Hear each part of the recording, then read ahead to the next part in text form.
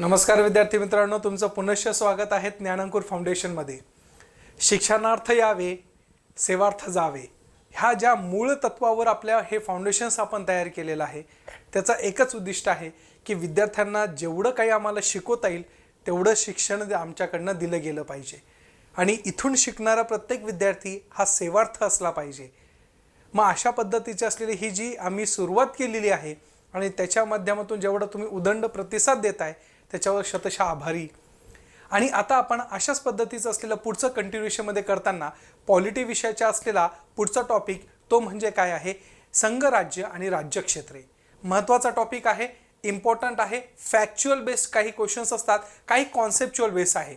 मग इथं दोन्ही पद्धतीने आपल्याला तिथं बघता येईल की फॅक्च्युअल काय आहे आणि कॉन्सेप्च्युअल काय आहे. मग पहिला क्वेश्चन घ्यायचा.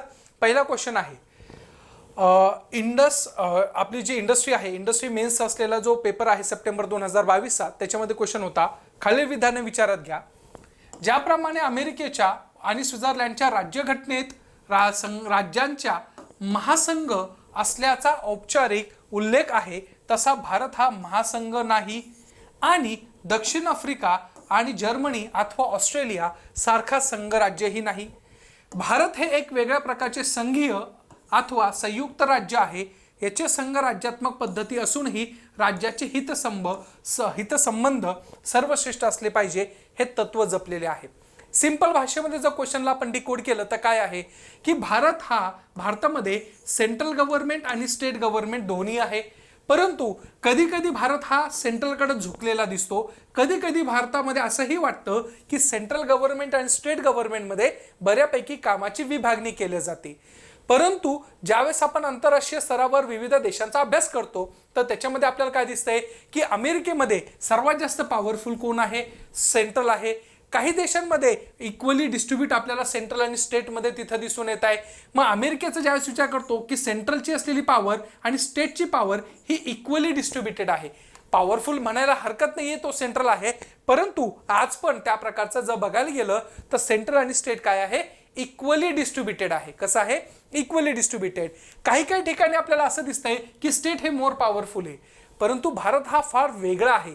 भारतामध्ये सेंट्रल गव्हर्नमेंट आणि स्टेट गव्हर्नमेंट याच्या प्रकारचं अस्तित्व हे आहे, परंतु आपल्याकडे पॉवर कोणाकडे जास्त दिली आहे, सेंट्रलकडे जास्त दिलेली आहे. म्हणून आपला भारत हा युनियन पण कधी दिसत नाही आणि फिक्स अशा प्रकारचा असलेला फेडरल पण आपल्याला तिथं दिसून येत नाही. म्हणजे फक्त युनियनच आहे का भारत, म्हणजे फक्त सेंट्रल गव्हर्नमेंट दिसतं का, नाही.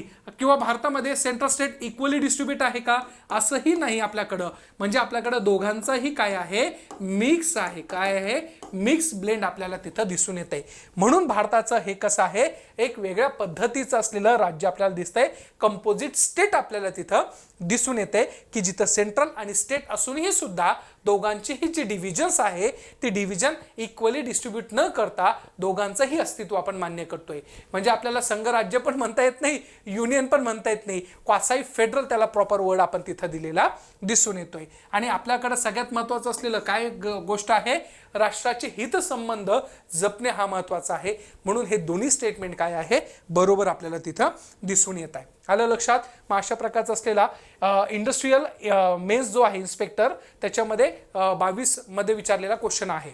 दुसरा क्वेश्चन, 1953च्या राज्य पुनर्रचना आयोगाच्या 3 सदस्यांमध्ये खालीलपैकी कोणाचा समावेश नव्हता. टॅक्स असिस्टंट ऑगस्ट 2022 मध्ये क्वेश्चन विचारलेला आहे. मग अशा वेळेस राज्य पुनर्रचना आयोग आणि त्याच्याबद्दल क्वेश्चन विचारलेला आहे, कोण नव्हतं. भारत स्वतंत्र झाला. स्वतंत्र भारतामध्ये आपली जी छोटी राज्य होती, जी प्रिन्सली स्टेट्स होती, त्यांना एकत्रित करून भारताला एक संध बांधायचं होतं. परिणामी पटेल साहेब आणि मेनन साहेब यांनी अखंड परिश्रम घेतले आणि त्याच्या माध्यमातून भारताचा असलेला एकत्रितपणा आलेला आपल्याला दिसून येतोय. परंतु एकत्रित केल्यानंतर आपण सुरुवातीला त्यांना 4 फोल्डमध्ये ठेवलं होतं, 4 फोल्ड डिव्हिजनमध्ये ठेवलं होतं. 4 फोल्ड म्हणजे डिव्हिजन म्हणजे कोणते, तर त्या प्रकारचं ए डिव्हिजन, बी डिव्हिजन, सी डिव्हिजन आणि डी डिव्हिजन, ज्याला आपण अ ब क ड असले राज्य म्हणतो. मग 9, 9, 10, 1 अशा प्रकारची राज्य होती टोटल त्या स्वरूपातली. मग ज्यावेळेस आपण बघतो तर हे 4 फोल्ड डिव्हिजन जे केलं होतं भारताच्या असलेल्या अस्तित्वामध्ये, हे चुकीचं होतं किंवा ॲडमिनिस्ट्रेटिव्ह कन्व्हिन्स नव्हतं. मग याला परत आपल्याला काही रचना करावी लागते का, याच्यावर चर्चा चालू झाली. त्यावेळेस मग कुठंतरी ह्या गोष्टी तिथं संबंधित यावे म्हणून 1948ला, कधी 1948ला आपण पहिलं कमिशन बसवलं ते म्हणजे काय, धार कमिशन. काय आहे, धार कमिशन्स. मग हे धार कमिशन जेव्हा बसवलं तर धार कमिशन बसवल्यानंतर त्यांनी सांगितलं की भारताची रचना करायची असेल पुनर्स्वरूपामध्ये तर तुम्हाला त्या प्रकारचा असलेल्या भाषेच्या आधारावर तिथं आधार घ्यायचा नाही. परंतु 1949ला विशेषतः 1949ला काँग्रेस नाराज झाला आणि काँग्रेसने स्वतःहून JVP कमिटी तिथं स्थापन केली होती. जवाहरलाल नेहरू, वल्लभभाई पटेल आणि पिट्टाभाई सीतारामय्या यांनीही त्या प्रकारचा असलेल्या भाषेचा आधार घेतलेला आपल्याला दिसून येत नाही. नंतर तिथं कुठंतरी पोटी श्रीरामलुगू यांचं जेव्हा देव आज्ञा झाली आणि आंध्र प्रदेशाची निर्मिती झाली त्याच्यानंतर प्रत्येक राज्याची डिमांड चालू झाली की आम्हाला पण भाषेच्या आधारावर काय पाहिजे, इथं राज्याचं अस्तित्व पाहिजे. परिणाम स्वरूप त्या प्रकारच्या असलेल्या गोष्टीला कुठंतरी विचारात आणण्यासाठी आपण 1953ला माजी असलेले न्यायमूर्ती होते ते म्हणजे फजल अली. कोण होते, फजल अली. फजल अली यांच्या मार्गदर्शनाखाली भारताने हे कमिशन स्थापन केलं. मग फजल अली कमिशनच्या संदर्भामध्ये ज्यावेळेस विचार करतो तर त्यावेळेस दोन व्यक्ती होते, एक होते कुंजरू आणि दुसरे होते पन्नीकर. कोण होते, पन्नीकर. मग अशा स्वरूपाच्या माध्यमातून यांनी ह्या सगळ्या गोष्टी तयार केल्या आणि बघितलं काय, त्यांनी सांगितलं की एक प्रदेश, काय, एक प्रदेश एक भाषा हे तत्व मला बिलकुल मान्य नाही. म्हणजे मुळात ते म्हणत होतं की भाषेच्या आधारावर तर डिव्हिजनच नको, बिलकुल डिव्हिजन पाहिजे नाही. का नको पाहिजे, कारण की भारताला पहिलेच फाळणीसारखी चटके बसलेले आणि उद्या चालून भाषेच्या आधारावर जर डिव्हिजन केलं तर भारतामध्ये तर मग जात पोटजात, त्याच्यानंतर धर्म, वंश आणि त्यांची बोलीभाषा, मग पदोपदी आपली वाणी बदलती, पाणी बदलतं, मग प्रत्येक ठिकाणी तुम्ही डिव्हिजनच करत राहणार का. ह्या गोष्टीमुळं कुठंतरी त्यांनी त्या गोष्टीला नाकारलं आणि स्पष्ट सांगितलं की एक प्रदेश एक भाषा असणार नाही. मग अशा स्वरूपामध्ये हे राज्य पुनर्रचना आयोगाची निर्मिती आपण केलेली दिसून येते. मग अशा वेळेस त्यांनी त्या प्रकारचा अभ्यास केला. 1955ला काय, 1955ला त्यांनी रिपोर्ट सबमिट केला आणि त्या पद्धतीचा असलेला आपण कायदाही तयार करण्यात आलेला आपल्याला दिसून येतो आणि तो कायदा होता 1956चा. कधीचा, 1956चा. मग अशा पद्धतीच्या माध्यमातून हे 4-4 डिव्हिजन होतं ते डिलीट केलं आणि त्या प्रकारचं असलेलं नवीन म्हणजे 14 राज्य आणि 6 केंद्रशासित प्रदेशांची निर्मिती त्याच्यामध्ये करून टाकलेली आपल्याला दिसून येते. मग अशा वेळेस क्वेश्चन विचारलं होतं की राज्य पुनर्रचना आयोग, मग राज्य पुनर्रचना आयोगामध्ये कोण नव्हतं, मग अशा वेळेस विचारलेलं आहे नव्हतं. मग धर यांचं तर वेगळंच होतं 48ला, म्हणजे त्या प्रकारचे हे 3 व्यक्ती होते, धर नव्हते, एवढं लक्षात ठेवणं गरजेचं आहे. आलं लक्षात. टॅक्स असिस्टंट ऑगस्ट 2022चा क्वेश्चन. पुढचा क्वेश्चन योग्य पर्याय निवडा. ESI मेन्स ऑगस्ट 2022चा. आता इथं क्वेश्चन काय विचारलेला आहे, भारतीय संविधानाच्या अनुच्छेद 1 मध्ये India that is Bharat union of the state असा उल्लेख केलेला असून युनियन ह्या शब्दा प्रयोगाद्वारे सूचित करण्यात आले आहे की राज्याच्या आपापसातील कराराची परिणिती म्हणून संघराज्य अस्तित्वात आलेले नाही. भारतीय संघराज्य हे कराराचा परिणाम नसल्याने कोणत्याही घटक राज्यास त्यातून बाहेर पडण्याचा अधिकार नाही. संघराज्य हे युनियन आहे कारण ते अविध्वंसकीय आहे. अशा प्रकारचं त्यांनी स्टेटमेंट दिलंय. मग कोणतं बरोबर आहे किंवा त्या प्रकारचं कोणतं चूक आहे हे इथं विचारलेलं आहे. ज्यावेळेस आपलं संविधान तयार होत होतं तर संविधानामध्ये चर्चा चालू आहे की भारताला कसं बनवायचं, भारताला युनियन बनवायचं का त्या प्रकारचं असलेलं फेडरल ठेवायचं. कारण की फेडरलमध्ये काय असणार आहे तर central government plus state government असेल आणि ह्या दोघांनाही काय केलं जाणार आहे, इक्वल पॉवर दिल्या जाणार आहे. काय दिल्या जाणार आहे, इक्वल पॉवर. आणि युनिटरीमध्ये म्हणजे युनियनच्या स्वरूपामध्ये आपण पॉवर फक्त कोणाला देणार आहे तर सेंट्रलला देणार आहे. स्टेटचं अस्तित्व आपण काय करणार आहे, नाकारणार आहे. परंतु ज्यावेळेस संविधानमध्ये सभेमध्ये चर्चा झाली तर त्यावेळेस सांगितलं की हे भांडणं करण्यापेक्षा आपण दोघांचंही काय करू, इथं मिक्स करू. मग आपल्या भारत देशामध्ये आपण काय केलं तर सेंट्रल गव्हर्नमेंट आणि स्टेट गव्हर्नमेंटचं अस्तित्व ठेवलं आणि याच्यामध्ये आपण पॉवर कोणाला दिली, ती पॉवर दिली कोणाला तर सेंट्रल गव्हर्नमेंटला जास्त पॉवर दिलेली आहे. जर आपण असं टक्केवारीमध्ये जर सांगायचं झालं तर आपण असं पकडू की 80% पॉवर कोणाला दिली आहे, सेंट्रलला, आणि 20% पॉवर कोणाला दिली आहे, स्टेटला, असं म्हणायला हरकत नसावी. आलं लक्षात? मग अशा पद्धतीने भारतामध्ये हे संघ राज्य आपल्याला निर्माण झालेलं आपल्याला दिसून येते. म्हणून इथं काय सांगितलेलं आहे, भारत हा काय आहे, युनियन ऑफ द स्टेट आहे. काय आहे, युनियन ऑफ द स्टेट आहे. म्हणजेच काय, इथं आपल्याला युनियन हा महत्वाचा आहे आणि त्याच्या अंडरमध्ये कोण असणार आहे, स्टेट असणार आहे, ना की बल्कि फेडरेशन ऑफ स्टेट. काय, फेडरेशन ऑफ स्टेट अशा प्रकारची संकल्पना आपण स्वीकारलेली बिलकुल नाही. याच्यामध्ये स्पष्टपणे जर आपण युएसचं बघायला गेलं तर युएसए मध्ये काय आहे, छोट छोटं जे राज्य आहे ते एकत्रित येऊन काय तयार झालेलं आहे, युनायटेड स्टेट ऑफ अमेरिका तयार झालेला आहे. म्हणजे छोटं राज्य अगोदर आली आणि नंतर युएसए तयार झालं. पण आपल्या भारतामध्ये तसं नाहीये, पहिले भारत तयार झाला आणि नंतर छोटी छोटी राज्य आली, म्हणून आपलं युनियन ऑफ द स्टेट आहे. याला अजून दुसऱ्या लँग्वेजमध्ये सांगायचं म्हणलं तर लक्ष ठेवा, भारत हा होल्डिंग टुगेदर मॉडेलवर आहे. काय आहे, holding together model. Holding together model म्हणजे काय, तर आपण होल्ड करतोय कोण, तर सेंट्रल गव्हर्नमेंट. कोणाला होल्ड करतोय, तर सगळ्या स्टेट गव्हर्नमेंटला. आणि जेव्हा युएसएचं बघतो तर त्यावेळेस कमिंग टुगेदर मॉडेल आहे. काय आहे, कमिंग टुगेदर. म्हणजे छोटी छोटी राज्य एकत्रित कमिंग झाले आणि त्याच्यानंतर युएसए तयार झाले. म्हणून तिथं कोणत्याही राज्याला मुख्य भूभागापासून वेगळं होता येतं, जे की आपल्या भारतामध्ये होता येत नाही. अशा प्रकारचं आहे. त्यामुळं इथं दोन्ही स्टेटमेंट काय आहे, बरोबर आपल्याला तिथं दिसून येणार आहे. राज्यातील आपापसातील कराराचा परिणती म्हणजे संघराज्य असतो, हे अस्तित्वात आलेले नाही, जे की खऱ्या अर्थाने युएस मध्ये असतो, आपल्याकडे नाही. म्हणून बघा ना, अमेरिकेला प्युअर संघराज्य म्हणतात, भारताला प्युअर म्हणता का नाही, भारताला क्वासाई म्हणजे निम्न संघराज्य स्वरूप, ज्याला आपण क्वासाई फेडरल असे म्हणतो, ते म्हटलं जातं. त्यामुळं 3 क्रमांकाचं स्टेटमेंट बरोबर असणार आहे. पुढचा क्वेश्चन घेऊया. राज्य पुनर्रचना आयोगाबाबत खालील विधाने विचारात घ्या. एएसओ मेन्स 2022चा 53 मध्ये आयोगाची नियुक्ती करण्यात आली. ॲब्सोल्युटली. या आयोगाचे अध्यक्ष फजल अली होते, हेही बरोबर आहे. राज्य पुनर्रचना अधिनियम 30 मार्च 1954 रोजी मंजूर झाला, बिलकुल नाही. राज्य पुनर्रचना आयोगाचा अधिनियम 1 एप्रिल 1956 रोजी अंमलात आणला का, नाही. तर काय आहे, तर 31 ऑगस्ट काय आहे, 31 ऑगस्ट 1956 तिथं अंमलात आलेला आपल्याला दिसून येते. म्हणून हेही स्टेटमेंट काय आहे, चुकीचं. मग बरोबर विचारलेलं आहे, तर बरोबर काय आहे, अ आणि ब आपल्याला तिथं दिसून येतोय. 1955 हा काय झालेला आहे, मंजूर झालेला आपल्याला तिथं दिसून येतोय. आलं लक्षात? चालायचं पुढं. सिंपल होतं, अगदी सोप्या सोप्या गोष्टी होत्या. पुढचा क्वेश्चन, खालील विधाने विचारात घ्या. राज्यसेवा मुख्य परीक्षा 2022 आहे. नागपूर करार सप्टेंबर 1953 मध्ये झाला. त्याने मराठी भाषिकांच्या लगतच्या प्रदेशांची मिळून महाराष्ट्र राज्याच्या निर्मितीला चालना दिली. नागपूर करारातील सर्वात प्रमुख कलमानुसार महाराष्ट्र राज्य विधानसभेचे दरवर्षी नागपूर इथे अधिवेशन घेण्याचे आवश्यक होते. बरोबर. मुख्यमंत्री वाय.बी. चव्हाण यांच्या नेतृत्वाखाली द्विभाषिक मुंबई राज्याची स्थापना 1 मे 1956 रोजी झाली, बिलकुल नाही.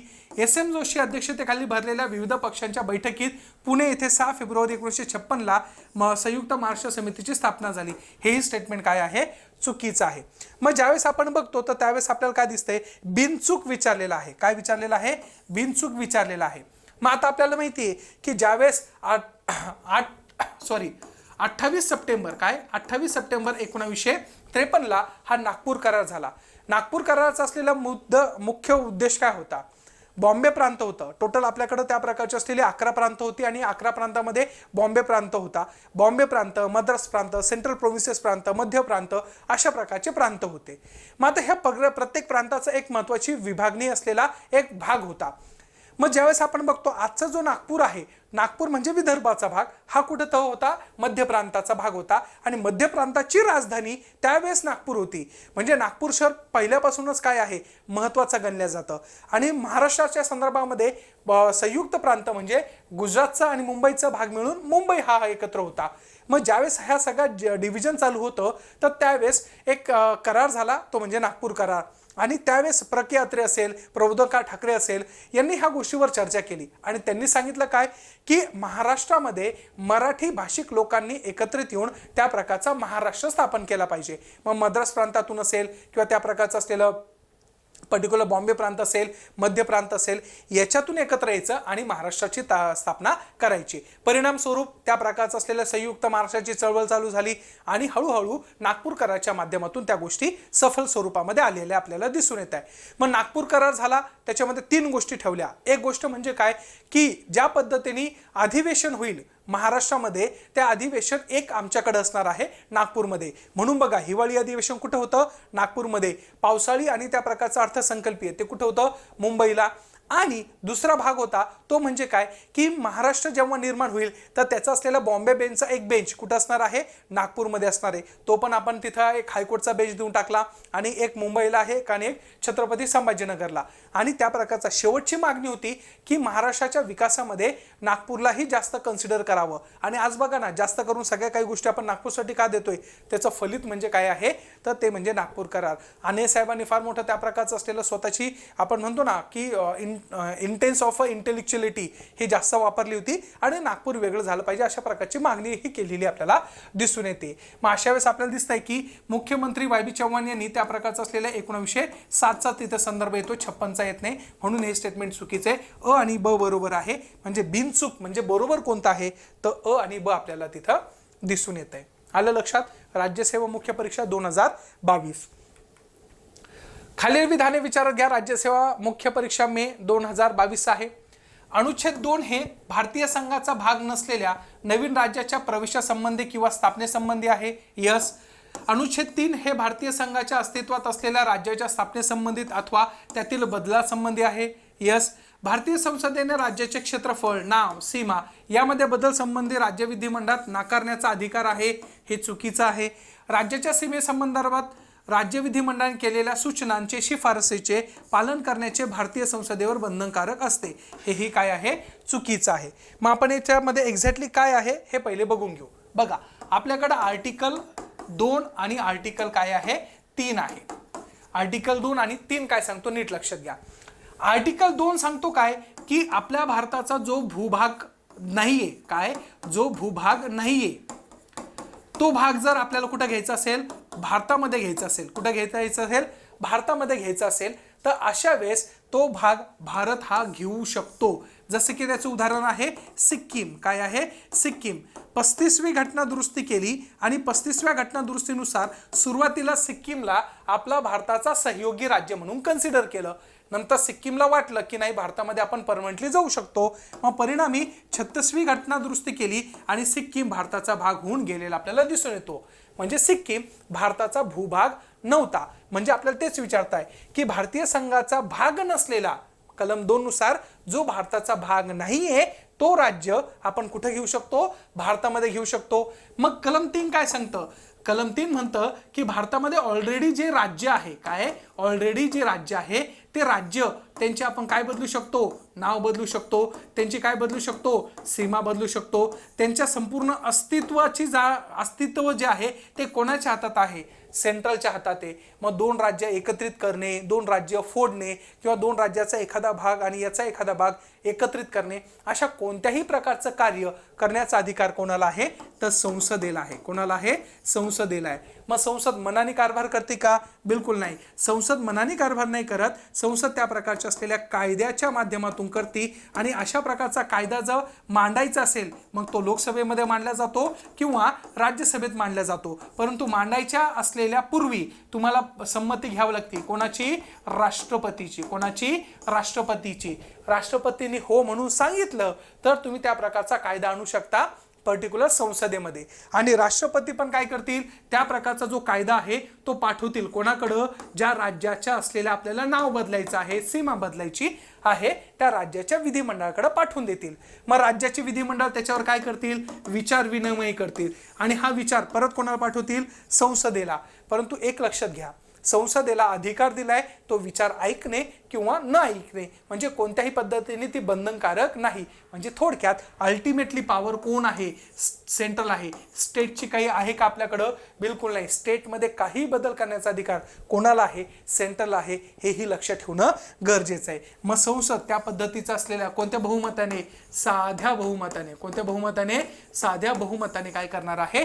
पारित करेल आणि त्या पद्धतीने सगळ्या गोष्टी चेंज करेल. मग हे तुम्ही राज्याबद्दलही करू शकता आणि केंद्रशासित प्रदेशाबद्दलही करू शकता. मग आपण जेव्हा जम्मू काश्मीरचं काल परवाचं जे उदाहरण आहे त्याला ऑनरेबल सुप्रीम कोर्टनेही त्या प्रकारे ग्रीन सिग्नल दिलेला आहे. म्हणजे it was a part of the history आणि it was a part of the article 3 of the constitution. हे लक्षात ठेवणं गरजेचं आहे. आलं लक्षात? ह्या प्रकारे मग बघा, कलम 3 अनुच्छेद 3 म्हणजे कलम 3 भारतीय संघाच्या अस्तित्वात असलेल्या राज्याच्या स्थापनेत संबंधी अथवा त्यातील बदलासंबंधी आहे. ॲब्सोल्युटली.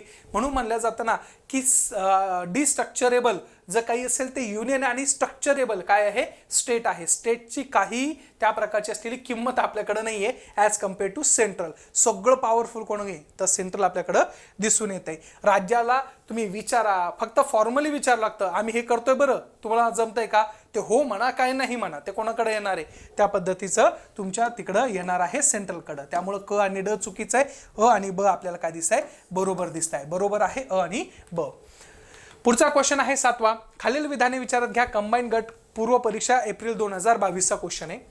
कलम 3 नुसार संसद राज्यामधून भूप्रदेश अलग करून त्याच्या नवीन राज्याची निर्मिती करू शकतो. आत्ता बघितलं ते यस बरोबर. संसद राज्याची सीमा व नाव बदलू शकते. हेही बरोबर आहे. नवीन राज्य निर्मिती संदर्भातील विधेयक मांडताना राष्ट्रपतीची पूर्व शिफारस आवश्यक असते. हेही आपल्याला बरोबर दिसतंय. असे विधेयक सादर करत असताना संबंधित राज्याच्या विधिमंडळाने दिलेला सल्ला किंवा मत स्वीकारणे बंधनकारक असते का? बिलकुल नाही. मग बिनचूक कोणता आहे म्हणजे बरोबर कोणता आहे? तर आपल्याला दिसतंय अ ब क बरोबर आहे. मग अ ब क कुठं आहे? 3 नंबरचा. सिंपल क्वेश्चन आहे. कंबाईन ग्रुप तर नाही, कंबाईन पूर्व परीक्षा एप्रिल 2022. चालायचं पुढं. चला. महाविदर्भाचे नवीन राज्य स्थापन करावे अशी कोणत्या आयोगाने समितीने शिफारस केली? राज्यसेवा मुख्य परीक्षा 2022. ज्यावेळेस महाविदर्भाची मागणी चालू होती आणि आने साहेबांनी त्यावेळेस खूप प्रखरतेने तिथं मांडणी केली होती, तर आपल्याकडं राज्य पुनर्रचना आयोग 1953 स्थापन झाला.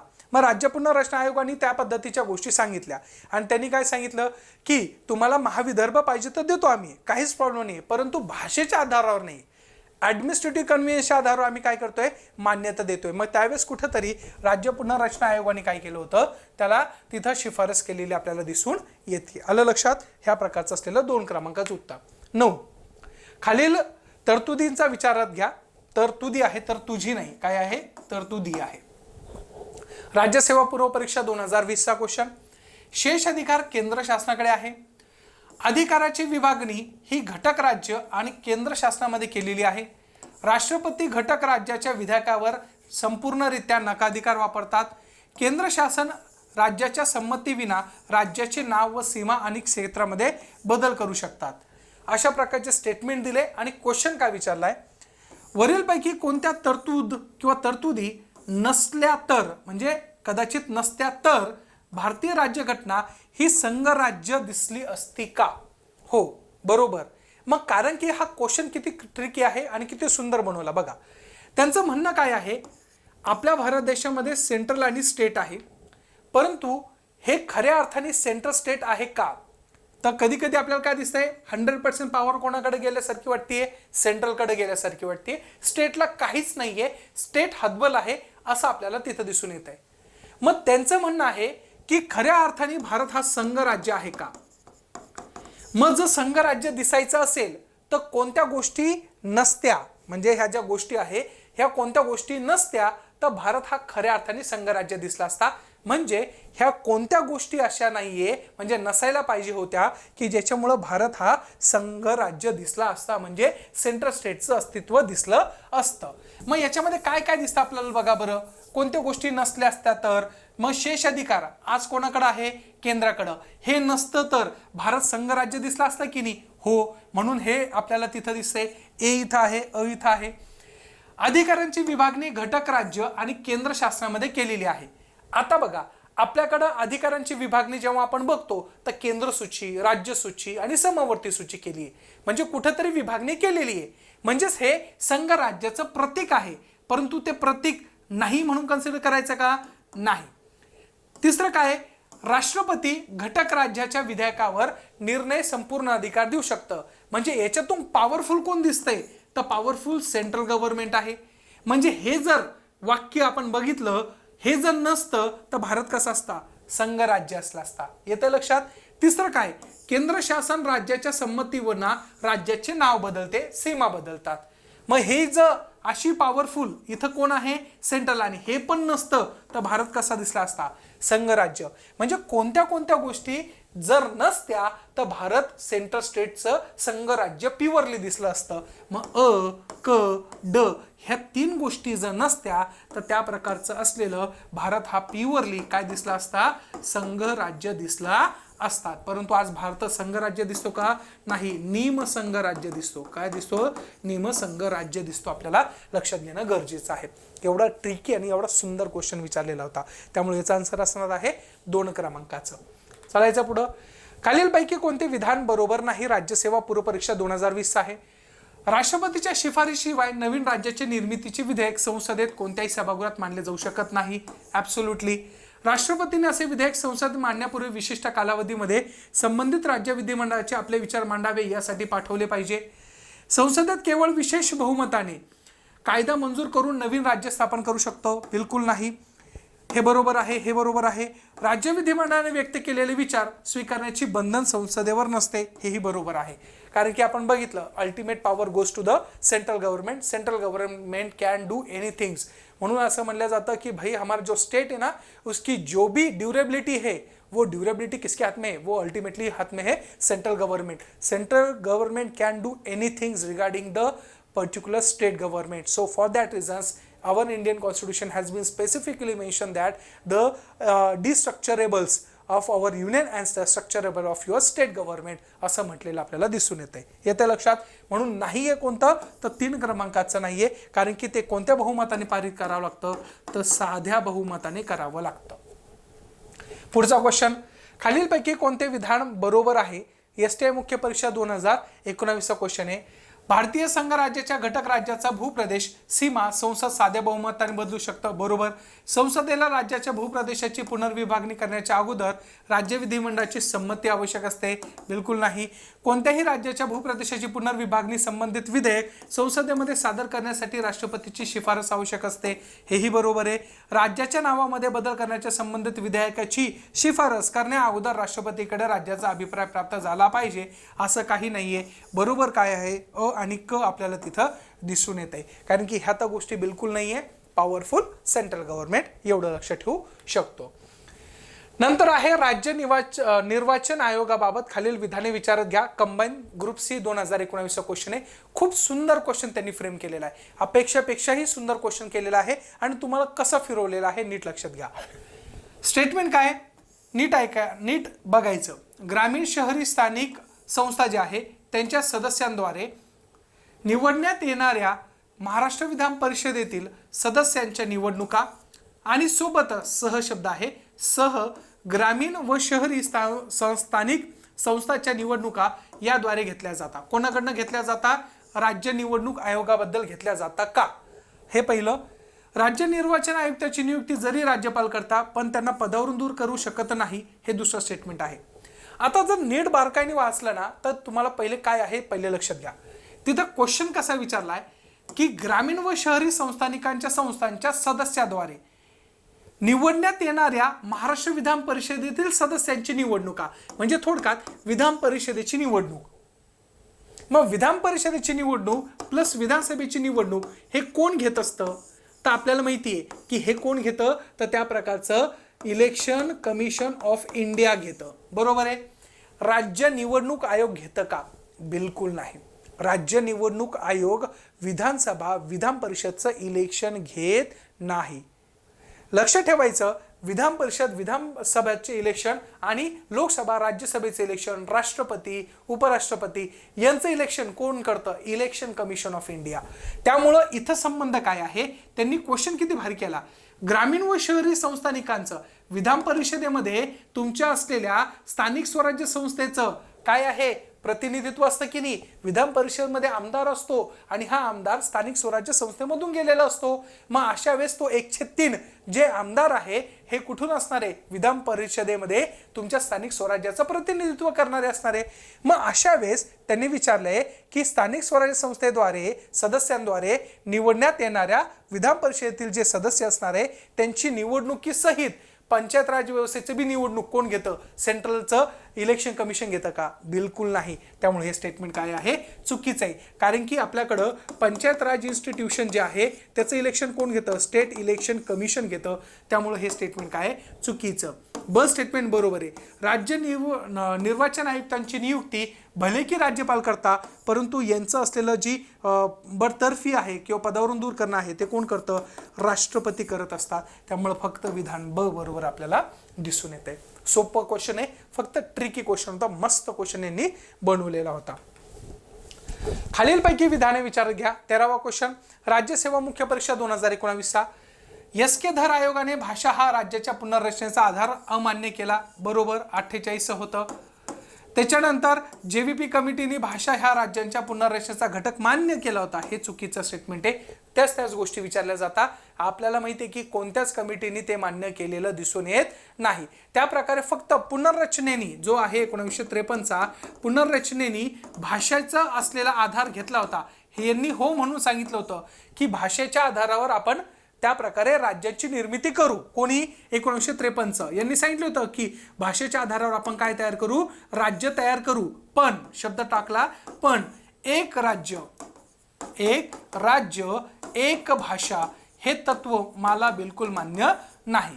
भाषेच्या आधारावर करा, नो डाऊट्स, काहीच प्रॉब्लेम नाही, करू आपण. 53चा आयोग तुमचा असलेला राज्य पुनर्रचना आयोग, फजल अली कमिशन ज्याला आपण म्हणतो, त्यांनी मान्य केलं एक राज्य एक भाषा आहे, काहीच प्रॉब्लेम नाही. पण काय नाही पाहिजे, एक राज्य एक भाषा बिलकुल नसायला पाहिजे. अशामुळं इथं त्या प्रकारे जेव्हीपी कमिटीनी पण म्हणलेलं नाही. जेव्हीपी कमिटी कधीची, 1949ची. त्यामुळं ब चुकीचं आहे, अ फक्त बरोबर आहे. म्हणून पहिलं स्टेटमेंट बरोबर. पुढचा क्वेश्चन, जेव्हीपी समितीतील खालीलपैकी कोणत्या सदस्याचे मुंबईबाबत एकमत होते. आता बघा, ज्यावेळेस आपण इतिहासाची पानं चालतो ना तर त्याच्यामध्ये आपल्याला दिसत आहे की काही महत्वाकांक्षी लोक आणि महत्वाकांक्षीच्या लोकांच्यामुळं काहीतरी निर्माण झालेला वादविवाद असेल. त्यावेळेस पंडित नेहरू आणि त्यावेळेस काही लोकांचं असलेलं असं मत होतं, पंडित नेहरू, चव्हाण हे जे होते म्हणजे आपले चव्हाण साहेब होते, तर यशवंतराव चव्हाण, तर यांनीही त्या प्रकारचं पर्सुएशन केलं होतं सेंट्रल गव्हर्नमेंटकडं म्हणजे नेहरूंकडं की आम्हाला मुंबई ही महाराष्ट्रामध्ये पाहिजे. मग अशा वेळेस पटेल साहेब असेल आणि नेहरू साहेब होते, थोडे विद्वान व्यक्तिमत्व होते आणि त्यांनी फेवरेटिझम दाखवलं की नाही महाराष्ट्रामध्ये मुंबई असायलाच पाहिजे. कारण की by geographically it is attach with the Maharashtra. हिला मुंबईचा प्रांत गुजरातचा प्रांत करायचा म्हणल्यावर हे काय उचलून ठेवण्याची गोष्ट थोडी आहे. मग अशा वेळेस आपण ही जी गोष्ट आहे ही इथंच राहू देऊ, महाराष्ट्रामध्ये राहू देऊ, अशा प्रकारचं असलेलं सरदार वल्लभभाई पटेल आणि त्या प्रकारचं नेहरू यांचं मत होतं. परंतु पिट्टाबाई सीतारामय्या यांचं मत होतं की नाही मुंबई गेली पाहिजे गुजरातला. परंतु देव बलत तर आपल्याकडे मुंबई राहिली आहे. त्यामुळं आलं लक्षात. राज्यसेवा मुख्य परीक्षा 2019. 15वा क्वेश्चन, खालील विधाने विचारात घ्या. MPSC pre 2019. भारतीय राज्यघटनेचा अनुच्छेद 2 भारतीय संघ राज्याचा भाग नसलेला भूप्रदेशाचा समावेश अथवा नवीन राज्याची स्थापना या संबंधी आहे. बरोबर, भारताचा जो ऑलरेडी भाग नाहीये त्याच्याशी आहे. कलम 3 हे अस्तित्वात असलेल्या, शब्द काय, अस्तित्वात असलेल्या, ऑलरेडी भारतामध्ये असलेल्या अगदी केंद्र प्रदेशासहित सगळ्या घटक राज्यांच्या स्थापनेसंबंधित किंवा बदलांसंबंधित तरतुदी प्रदान करते. ही स्टेटमेंट बरोबर आहे. भारतीय राज्यघटनेतील अनुच्छेद 3 खालील असलेल्या विधेयक हे केवळ लोकसभेतच मांडता येतात. शब्द काय, केवळच. असे शब्द आले ना थोडं हे करायचं, काय म्हणतात, कॉशियस व्हायचं. हे केवळ लोकसभेतच, हे जे च लागतं ना हे चुकीचं असतं. त्यामुळं हे स्टेटमेंट चुकीचं आहे. मानले जाऊ शकते का, बिलकुल नाही. मग अशा प्रकारे योग्य कोणतं, अ आणि ब आणि क आपल्याला दिसून येत आहे. मग अशा वेळेस आपल्याला योग्य कोणतं आहे, सॉरी अ ब आपल्याला दिसत आहे, क चुकीचं आहे. मग अ ब काय आहे, योग्य आपल्याला दिसून आलेलं आहे. हा लक्षात. चला आता पुढचं आहे त्या प्रकारचं असलेलं राज्य पुनर्रचना आयोग आणि कायदा याबाबत खालील विधाने विचारात घ्या. राज्यसेवा पूर्व परीक्षा 2019. त्याच क्वेश्चन डबल रिपीट मध्ये विचारतात. आयोगाची नियुक्ती डिसेंबर 1953ला, यस. आयोगाच्या प्रमुखपदी फजल अली होते आणि त्यांचे 2 सदस्य कामत होते का, नाही. पंत होते का, नाही. मग कोण होते, कुंजरू होते. कोण होते, कुंजरू आणि पन्नीकर होते. त्यामुळे ब स्टेटमेंट चुकलं, ब चुकलं. त्याच्यानंतर ब चुकलं. मग राहिलं काय योग्य, अ आणि ड. मग अ त्या प्रकारचं असलेलं डायरेक्ट ड. मग पुनर्रचनेचा अधिनियम 31 ऑगस्ट 1956ला काय झाला आहे, मंजूर झालेला आहे. मग हे लक्ष ठेवा, 31 ऑगस्ट 1956ला हा मंजूर झालेला आहे. स्थापन कधीची आहे आयोगाची, 53ची. रिपोर्ट कधी सादर केला, 55ला. आणि त्या प्रकारचा असलेला मान्यता कधी भेटली, त्या प्रकारचं असलेलं 56ला भेटलेली आपल्याला दिसून येते. आणि कायदाही तेव्हाच केलेला आपल्याला दिसून येतोय. आलं लक्षात. चला पुढं. खालील विधाने विचारात घ्या. एक्साइज मुख्य परीक्षा 2018चा. सर्वोच्च न्यायालयाने असे निरीक्षण नोंदविले की विनाशी घटकांचा अविनाशी संघ असल्याने भारताचे स्वतःसाठी एक दिल्ली संघराज्यात्मक रचना स्वीकारलेली आहे. अमेरिकन संघराज्याचे वर्णन त्यांच्या सर्वोच्च न्यायालयाने अविनाशी राज्यांचा अविनाशी संघ अशा शब्दात वर्णन केलेलं आहे. दोन्ही स्टेटमेंट काय आहे, बरोबर आपल्याला दिसत आहे की आपल्याकडं विनाश कोणाचा होतो, विनाश हा घटक राज्यांचा होतो, म्हणजे राज्यांचा होतो. अविनाश कोण आहे, म्हणजे नाश काय पावत नाही, तर आपलं युनियन पावत नाही. हे बरोबर आहे. आणि अमेरिकेबद्दल असं सांगितलेलं आहे की अविनाशी म्हणजे नाश काय पावत नाही, सेंट्रल पण पावत नाही आणि स्टेट पण. कुठं, अमेरिकेमध्ये. कारण की सेंट्रलला जेवढी पॉवर आहे तेवढीच पॉवर कोणाला आहे, स्टेटला आहे. म्हणून अमेरिकेचं संघराज्य हे प्युअर फॉर्म ऑफ फेडरेशन ज्याला म्हणलं जातं, संघराज्य म्हणलं जातं. बाकी कुठंच काही म्हटलं जाऊ शकत नाही. बोथ स्टेटमेंट काय आहे, बरोबर आहे. 4थ्या क्रमांकाचं. 18वा आहे विधान अ आणि कारण ब योग्य पर्याय निवडा. टॅक्स असिस्टंट मुख्य परीक्षा 2018 वर क्वेश्चन विचारलाय. विधान अ काय सांगतो, भारतीय राज्यघटना अर्धसंघ राज्यात्मक आहे, बरोबर आहे. कारण ब भारतातील राज्यघटनेने राज्य सरकारापेक्षा केंद्र सरकारला अधिक अधिकार बहाल केलेला आहे. ॲब्सोल्युटली. ज्यावेळेस आपण डिव्हिजन बघतो सेंट्रल आणि स्टेटचं, तर सेंट्रलमध्ये त्या प्रकारचं असलेली गोष्ट जेव्हा बघतो तर आपल्याकडं सेंट्रल लिस्ट आहे. काय आहे, सेंट्रल लिस्ट आहे, केंद्रीय सूची आहे आणि राज्य सूची आहे. मग अशा सेंट्रल लिस्टमध्ये ज्यावेळेस आपण बघतो तर त्यावेळेस सेंट्रल लिस्टमध्ये आपल्याला काय दिसत आहे, नियर टू बी 62 कायदे करण्याचा अधिकार आहे. राज्य सूचीमध्ये 50-55 कायदे करण्याचा अधिकार आहे. मग याच्यावरून काय दिसतंय, पॉवरफुल कोण आहे, सेंट्रल. त्यामुळं अ दोन्ही स्टेटमेंट बरोबर आहे, अ आणि बी. आणि ब हे विधान काय आहे, अविधानाचं योग्य स्पष्टीकरण आहे. त्यामुळं पहिलं याचं उत्तर असणार आहे टॅक्स असिस्टंट मुख्य परीक्षा 2018चा. 19वा क्वेश्चन. खालीलपैकी कोणते विधान भारतीय संघात्मक राज्यांच्या निर्मितीबद्दल योग्य आहे. राज्यसेवा मुख्य परीक्षा 2018 आहे. ते विद्यमान राज्यातील प्रदेश वेगळे करून केले जाऊ शकतात, बरोबर. आणखी 2 राज्य किंवा राज्यातील एक भाग एकत्रित केला जाऊ शकतो, यस. नव्या राज्याची निर्मिती एक सामान्य कायद्याने करता येते, यस. राज्याची संमतीशिवाय संसद राज्यशासित प्रदेश बदल करू शकत नाही. मग अशा प्रकारच्या असलेल्या संदर्भामध्ये ज्यावेळेस आपण बघतो तर अ ब क आपल्याकडे काय आहे, बरोबर उत्तर आपल्याला दिसून येते. मग अशा प्रकारचं असलेलं जे शेवटचं स्टेटमेंट आहे ते काय आहे, चुकीचं आहे. राज्यसेवा मुख्य परीक्षा. बघा मित्रांनो, अगदी सोप्या सरळ भाषेमध्ये क्वेश्चन विचारला जातो. फक्त कॉन्सेप्ट क्लिअर ठेवली पाहिजे. कॉन्सेप्ट क्लिअर असेल तर सगळं काही सॉल्व्ह करता येऊ शकतो. आलं लक्षात. मग अशा पद्धतीच्या माध्यमातून ज्यावेळेस आपण बघतो तर त्यावेळेस आपल्याला ह्या सगळ्या गोष्टी त्याच्यामध्ये दिसून येत आहे. येतं लक्षात. मग अशा स्वरूपामध्ये ज्या सगळ्या गोष्टी आपण बघितल्या तर त्याच्यामध्ये आपल्याला ह्या गोष्टीच्या अनुषंगाने इथं आपण कशा पद्धतीने संघराज्य आणि राज्य क्षेत्राबद्दल बऱ्यापैकी अभ्यास केलेला आहे. आलं लक्षात.